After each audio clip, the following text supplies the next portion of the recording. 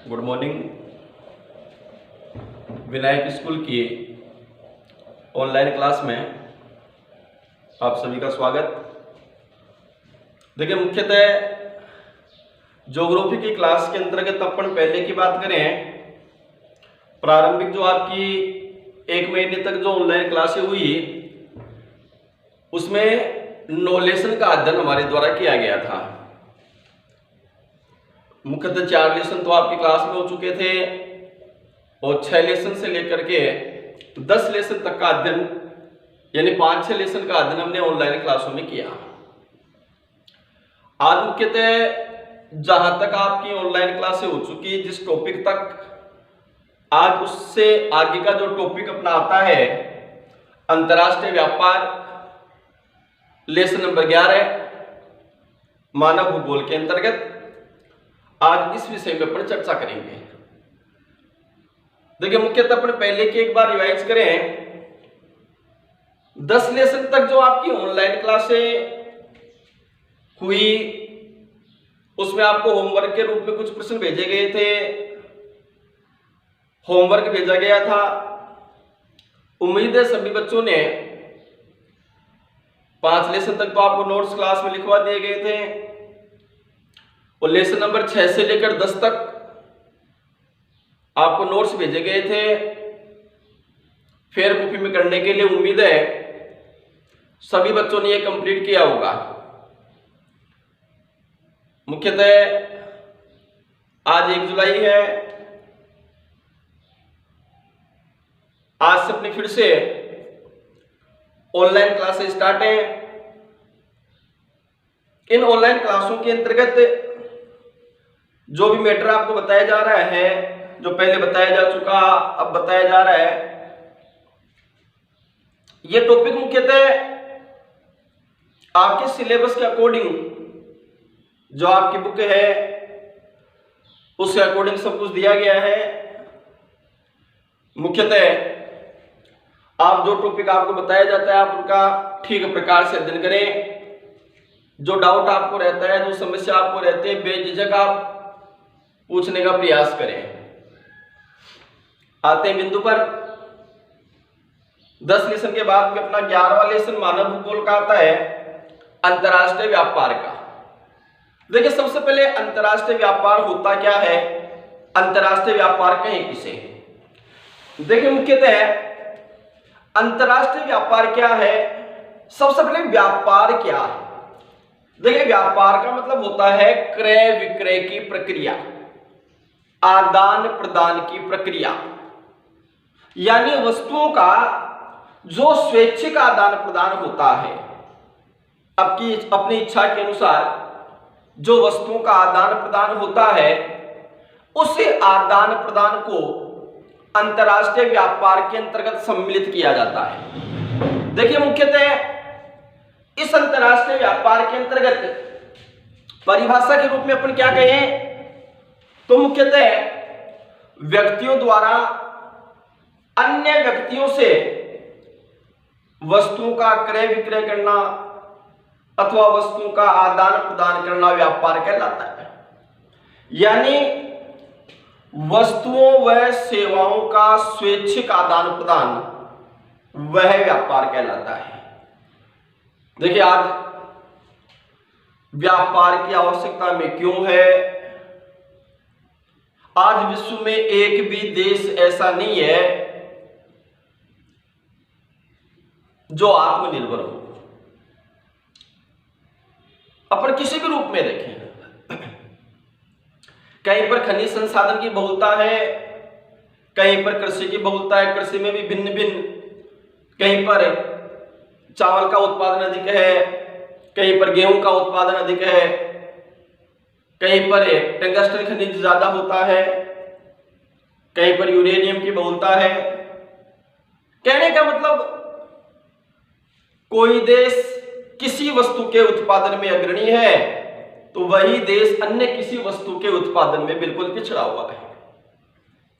मुख्यतः ये आत्मनिर्भर न होना, यहां से जन्म होता है व्यापार का। आते हैं बिंदु पर।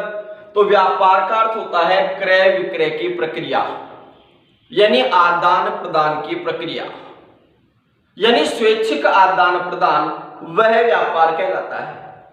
मुख्यतः प्रत्येक जो व्यक्ति है वह सभी वस्तुओं का उत्पादन स्वयं नहीं करता है, और स्वयं यदि उत्पादन नहीं करेगा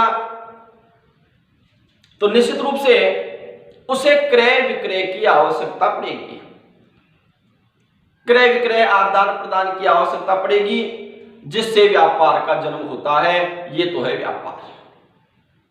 कोई दिक्कत? तो व्यापार क्या है?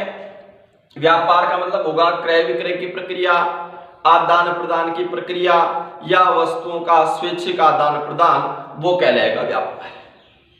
अब देखिए व्यापार की प्रक्रिया, यह सामान्य परिचय हो गया। अगला बिंदु इसमें आता है व्यापार की प्रक्रिया। दूसरी हेडिंग है व्यापार की प्रक्रिया। व्यापार की प्रक्रिया द्विस्तरीय होती है, दो स्तर होते हैं, इसके दो क्रम होते हैं। द्विस्तरीय, एक राष्ट्रीय व्यापार होता है, एक अंतरराष्ट्रीय व्यापार होता है। राष्ट्रीय व्यापार क्या है? राष्ट्र की सीमाओं में, एक राज्य से दूसरे राज्य में, एक ही देश के विभिन्न भागों में वस्तुओं के क्रय विक्रय, आदान प्रदान या आयात निर्यात की प्रक्रिया, वो राष्ट्रीय व्यापार कहलाएगी। राष्ट्रीय व्यापार किसे कहेंगे? एक ही देश के विभिन्न भागों में वस्तुओं का जो क्रय विक्रय, वस्तुओं का जो आदान प्रदान, स्वैच्छिक जो आदान प्रदान, वस्तुओं का जो आयात निर्यात होगा, उसे कहा जाएगा मुख्यतः राष्ट्रीय व्यापार। दूसरा है अंतरराष्ट्रीय व्यापार, जो कि अपना मूल बिंदु भी है। अंतरराष्ट्रीय व्यापार क्या होता है? देखो, विभिन्न राष्ट्रों के बीच, ठीक प्रकार समझिएगा परिभाषा, विभिन्न राष्ट्रों के बीच या राष्ट्रीय सीमाओं के आर पार वस्तुओं व सेवाओं के आदान प्रदान की प्रक्रिया अंतरराष्ट्रीय व्यापार कहलाती है। अंतरराष्ट्रीय व्यापार किसे कहेंगे? राष्ट्रीय सीमाओं के आर पार या विभिन्न राष्ट्रों के बीच वस्तुओं व सेवाओं का आदान प्रदान किस नाम से जाना जाएगा? अंतरराष्ट्रीय व्यापार के नाम से। कोई दिक्कत? देखिए, मुख्यतः प्रारंभिक काल के अंतर्गत ये जो व्यापार की प्रक्रिया थी, वह बिल्कुल एक सामान्य स्तर पर हुआ करती थी। भाई एक सीधी सी बात है, प्रारंभिक काल के अंतर्गत परिवहन के साधनों का अभाव था, लंबी दूरी तक के परिवहन के साधनों का अभाव था, इसलिए स्थानीय बाजारों का विकास सर्वाधिक था। कुल मिलाकर प्रारंभिक काल में सबसे पहले जो व्यापार की प्रक्रिया है वो थी विनिमय व्यापार।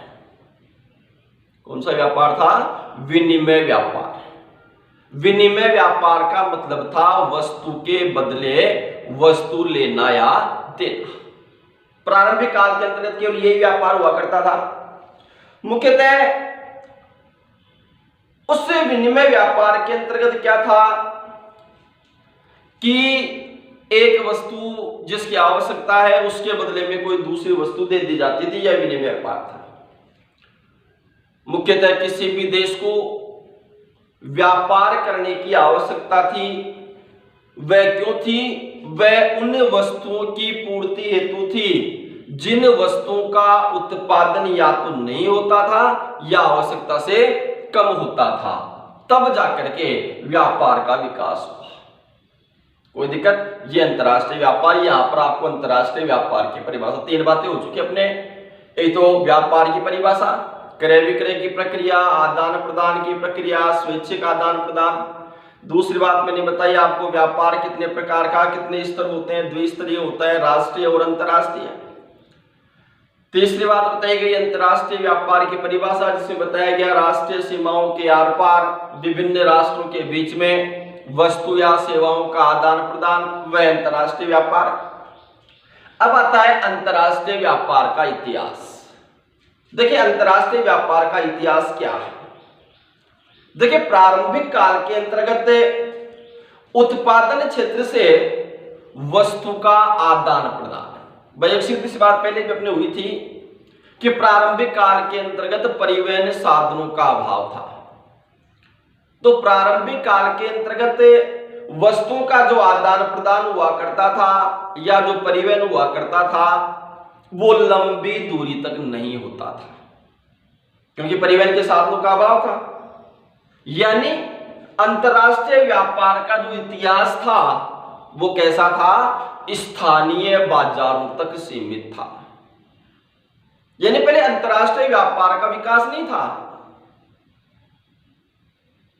विभिन्न देश, एक देश के विभिन्न क्षेत्रों के मध्य में ही व्यापार बहुत संभव नहीं था, तो एक राष्ट्र से दूसरे राष्ट्र में तो बिल्कुल भी संभव नहीं था। तो स्थानीय बाजारों तक अपन कह सकते हैं कि प्रारंभिक काल के अंतर्गत अंतरराष्ट्रीय व्यापार का इतिहास था। मुख्यतः विकास कब हुआ, अंतरराष्ट्रीय व्यापार का इतिहास कब बना, जान लीजिएगा 12वीं-13वीं शताब्दी। 12वीं-13वीं शताब्दी का मतलब आप इस रूप में समझें, रोमन साम्राज्य के पतन के बाद। ध्यान में रहेगा, यहां पर एक प्रश्न और बनता है कि रोमन साम्राज्य का पतन कब हुआ? तो 12वीं-13वीं शताब्दी में।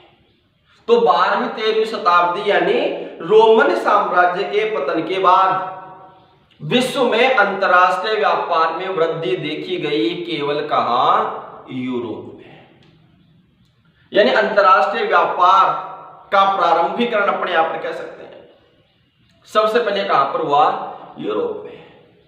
क्योंकि प्रारंभ में केवल स्थानीय बाजार थे, परिवहन के साधनों का अभाव था। 12वीं-13वीं शताब्दी में जब रोमन साम्राज्य का पतन हुआ, उस रोमन साम्राज्य के पतन के बाद में विश्व में, यूरोप में अंतरराष्ट्रीय व्यापार में वृद्धि देखी गई। फिर देखिए अंतरराष्ट्रीय व्यापार का प्रारंभ से लेकर के वर्तमान तक, फिर यूरोप और एशिया जो महाद्वीप है इनके मध्य व्यापारी कार्य प्रारंभ हुआ। समझ में आ रहा है? इतिहास में पहले स्थानीय बाजार था, फिर 12वीं-13वीं शताब्दी में रोमन साम्राज्य का पतन हुआ। अंतरराष्ट्रीय व्यापार का विकास कहां पर हुआ? सबसे पहले यूरोप में। फिर यूरोप और एशिया जो महाद्वीप है इन दोनों के बीच में व्यापारिक कार्य प्रारंभ हुआ। और औद्योगिक क्रांति के बाद में तो अंतरराष्ट्रीय व्यापार में इतना अधिक विकास हुआ, या अपन कह सकते हैं कि अंतरराष्ट्रीय व्यापार बहुत तीव्र गति से बढ़ा। और औद्योगिक क्रांति के बाद में ही GATT, general agreement of trade and tariff, व्यापार प्रशुल्क का सामान्य समझौता, गेट का पूरा नाम क्या है? गेट का पूरा नाम general agreement trade and tariff, यानी व्यापार प्रशुल्क का सामान्य समझौता।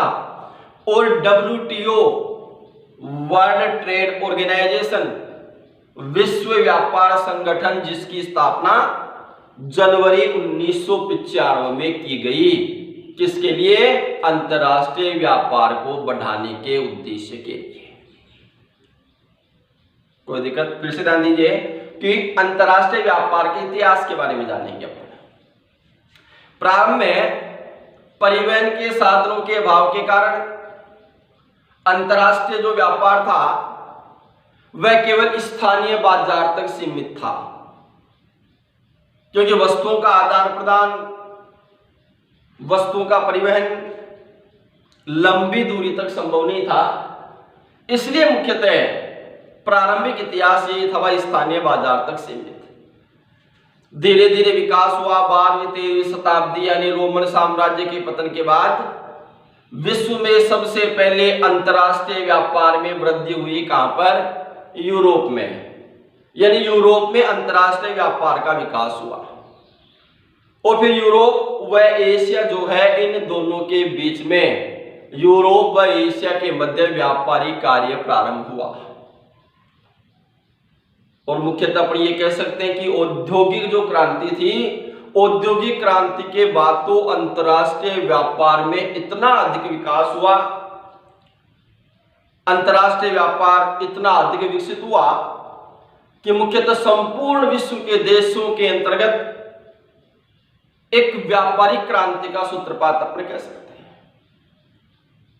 और अंतरराष्ट्रीय व्यापार को बढ़ाने के उद्देश्य से मैंने बताया दो, एक तो गेट, पूरा नाम general agreement trade and tariff, Hindi में व्यापार प्रशुल्क का सामान्य समझौता, और इनका अलग से अध्ययन करेंगे अपन विस्तार से।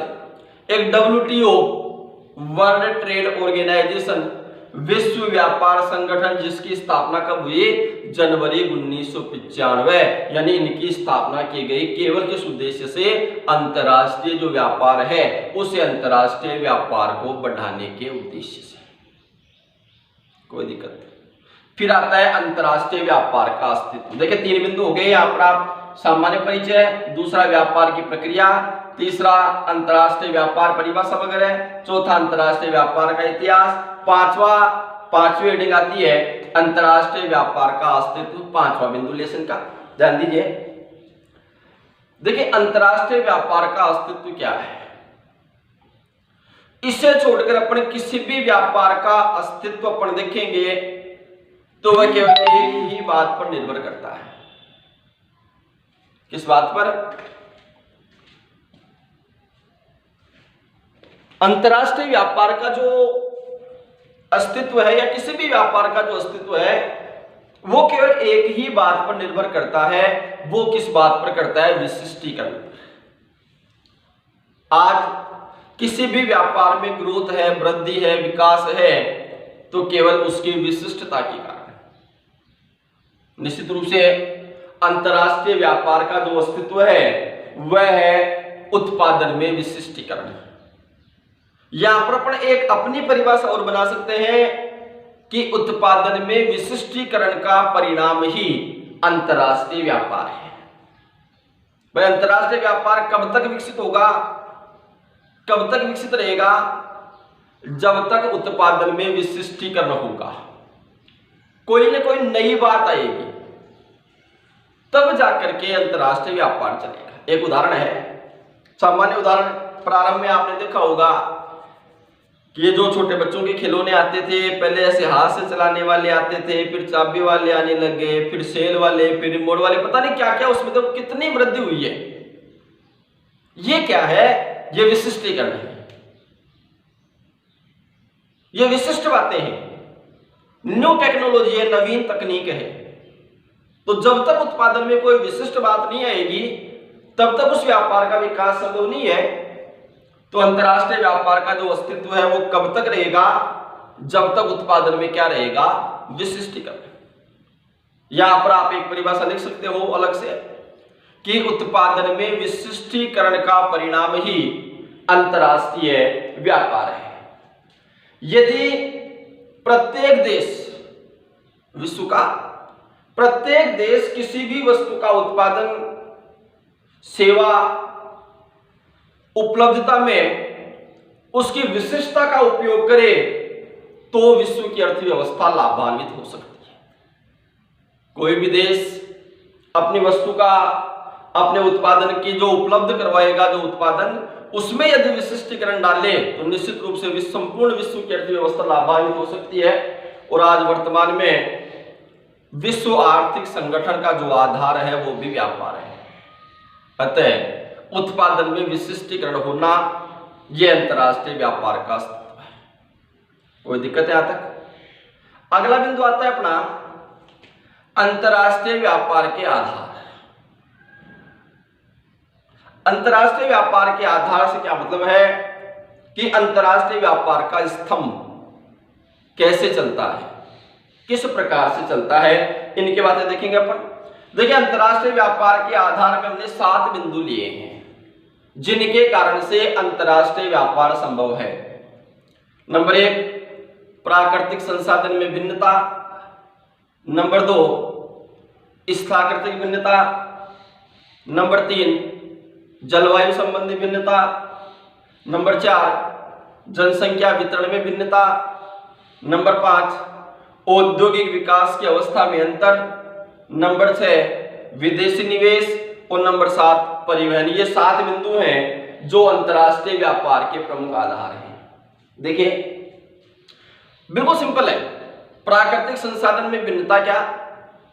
आज विश्व का एक भी देश ऐसा नहीं है जहां पर प्राकृतिक रूप से पाए जाने वाले संसाधनों में समानता पाई जाए। सब जगह क्षेत्रीय भिन्नता है। क्षेत्रीय भिन्नता क्या? जैसे भारत है, भारत में जूट उत्पादन अधिक है, अमेरिका रूस है वहां लोहे का उत्पादन अधिक है, जापान में तकनीकी विकास अधिक है। यानी कोई देश किस क्षेत्र में आगे है, कोई देश किस में। तो ये जो क्षेत्रीय भिन्नता है, विश्व के प्रत्येक देशों में पाई जाने वाली क्षेत्रीय भिन्नता, वह अंतरराष्ट्रीय व्यापार को जन्म देती है। यदि भिन्नता नहीं हुई, भारत में यदि मान लो सब कुछ उत्पादन होगा तो भारत को अन्य किसी वस्तु की आवश्यकता पड़ेगी क्यों? क्योंकि सब कुछ यहीं पर है। तो ये जो क्षेत्रीय भिन्नता है, किसी में उत्पादन अधिक होना, किसी में न होना, किसी में कम होना, किसी में आवश्यकता से कम होना, यह अंतरराष्ट्रीय व्यापार को जन्म देता है। तो प्राकृतिक संसाधन की भिन्नता ध्यान में रखिएगा कि विश्व के प्रत्येक देश में प्राकृतिक संसाधनों में भिन्नता पाई जाती है और यह प्राकृतिक संसाधनों में भिन्नता है वह क्षेत्रीय भिन्नता को उत्पन्न करती है और यह क्षेत्रीय भिन्नता अंतरराष्ट्रीय व्यापार को जन्म देती है। स्थलाकृतिक भिन्नता, विश्व के प्रत्येक देश अलग अलग भूम्याकृति वाले हैं। कोई देश पर्वतीय है, कोई ऊबड़ खाबड़ है, कोई मैदानी है, कोई मरुस्थलीय है। किसी का क्षेत्र, किसी का स्थल परिवहन को प्रभावित करता है, किसी का कृषि को करता है, कृषि का पशुचारण को करता है, किसी का पर्यटकों को आकर्षित करता है। कहने का मतलब प्रत्येक देश अलग अलग भूम्याकृति वाले, स्थलाकृति वाले। भाई पर्वतीय देश है वो पर्यटकों को आकर्षित करेंगे, मैदानी भाग है वहां कृषि अधिक होगी, मरुस्थलीय जो क्षेत्र है मरुस्थलीय क्षेत्रों के अंतर्गत पशुपालन का कार्य अधिक होगा। यानी सब जगह अलग अलग है। तो स्थलाकृतिक भिन्नता भी अंतरराष्ट्रीय व्यापार को जन्म देती है। स्थलाकृतिक भिन्नता भी अंतरराष्ट्रीय व्यापार का महत्वपूर्ण आधार है। जलवायु भिन्नता, संपूर्ण पृथ्वी पर जलवायु का असमान वितरण पाया जाता है। तापमान, वर्षा, आर्द्रता, ये सभी कारक मुख्यतः सब जगह अलग अलग पाए जाते हैं। तो ये जो कारक हैं, इन कारकों से भी वहां की दशाओं में विषमता पाई जाती है। उदाहरण, किसी क्षेत्र की जलवायु समशीतोष्ण है, ध्यान दीजिएगा, किसी क्षेत्र की जलवायु समशीतोष्ण है तो निश्चित रूप से वहां पर कृषि फसलों का उत्पादन होगा जो कि उष्ण कटिबंधीय देशों को निर्यात होगा। है या नहीं ऐसा? भाई समशीतोष्ण प्रदेश है, वहां कृषि का उत्पादन होगा और कृषि के प्रतिकूल क्षेत्र कौन से? उष्ण कटिबंधीय। अब उष्ण कटिबंधीय क्षेत्र को कृषिगत फसलों की आवश्यकता होगी, कहां से मंगवाएगा? समशीतोष्ण से। बताओ अंतरराष्ट्रीय व्यापार का जन्म हुआ या नहीं हुआ? चौथा आता है जनसंख्या वितरण में भिन्नता। किसी क्षेत्र में सघन जनसंख्या का जमाव होना, किसी क्षेत्र में जनसंख्या का विरल जमाव होना, यह भी उत्पादन को प्रभावित करता है। जनसंख्या बहुत अधिक है, उत्पादन कम है, मांग की पूर्ति नहीं होगी, वस्तु को दूसरे क्षेत्र से मंगवाना पड़ेगा। जनसंख्या बहुत कम है, विरल है, उत्पादन अधिक है, मांग से अधिक उत्पादन है, दूसरे देशों को भेजना पड़ेगा। अंतरराष्ट्रीय व्यापार का जन्म हुआ या नहीं हुआ? तो जनसंख्या संबंधी कारक भी अंतरराष्ट्रीय व्यापार को प्रभावित करता है। एक औद्योगिक विकास की अवस्था में अंतर, ये कैसे? देखिए, कुछ देश होते हैं जो औद्योगिक दृष्टि से विकसित होते हैं। जापान है, कनाडा है, आज औद्योगिक दृष्टि से पूर्णतः विकसित हैं। वे क्या करते हैं? नवीन वस्तुओं का उत्पादन करके अविकसित और जो अविकासशील देश होते हैं, अविकसित और जो विकासशील देश होते हैं उनको निर्यात करते हैं। क्योंकि अविकसित और विकासशील देशों की क्षमता औद्योगिक रूप से क्या होती है? कमजोर होती है। बताओ अंतरराष्ट्रीय व्यापार का जन्म हुआ या नहीं? एक है विदेशी निवेश। देखिए, विदेशी निवेश क्या है?